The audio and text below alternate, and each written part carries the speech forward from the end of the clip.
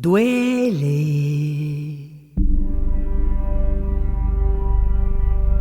Mucho. I've always been interested in boleros because they are really poetic.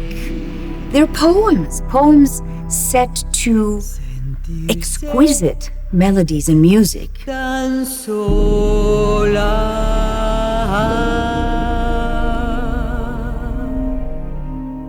Nada.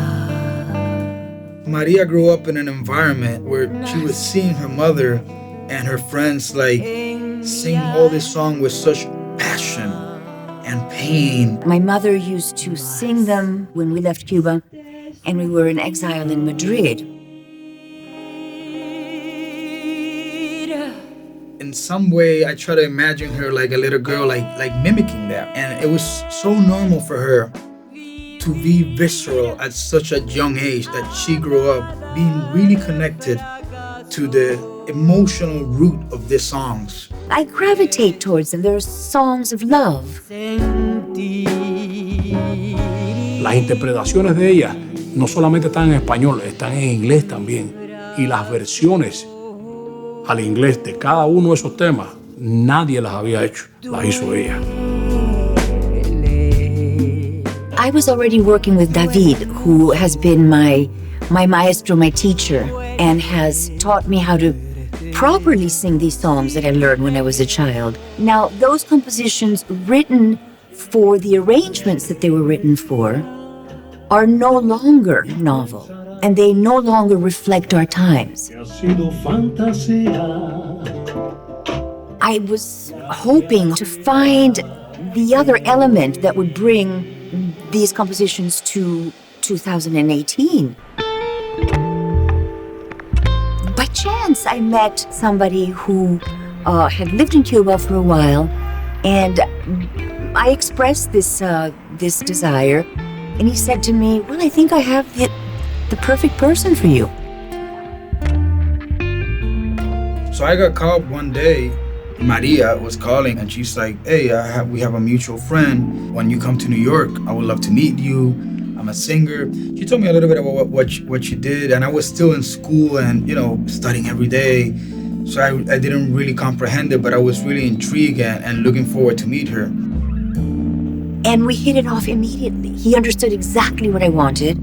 We created real synergy. She explained to me that she wanted to do something different, that she wanted to take Cuban music to like a newer sound. She was hearing different things that what she was already doing. It was like music to my ears because I was already working on that on my own and like sampling Elena Buque and all these old boleros that I've always been fascinated with.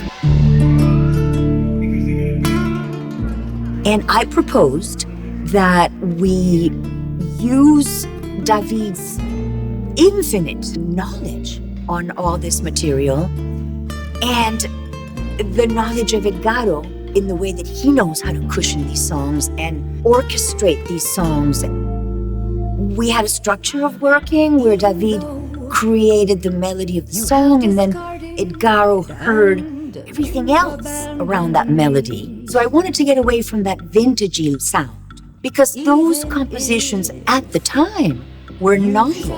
That set the whole tone of the album because I just came in and I started automatically like erasing things, right? And I was a little bit afraid because I'm like, this man has been playing for so long and he's a maestro of guitar, and here I am coming in and just erasing things and doing my interpretation of what I think is cool and what I was hearing in my mind. And it was a great moment and they loved it right away. I still praise you. Picking a musician for me is a process of selection similar to finding samples, right? And one of those people is Axel Doka, also Dairamid, another pianist I work with. Then working on brass with Kali. Other musician that has been really important is Amaury Acosta. We really took the time to be in the studio and experiment and really love this tracks. for me, it's the confluence of not only the genius of the writers of these pieces, but the genius of David and the genius of Edgar. And I'm hoping that I am up to par. In some way, working on this album and just the environment around it was like finding home. I'm a fool to love you. Such a fool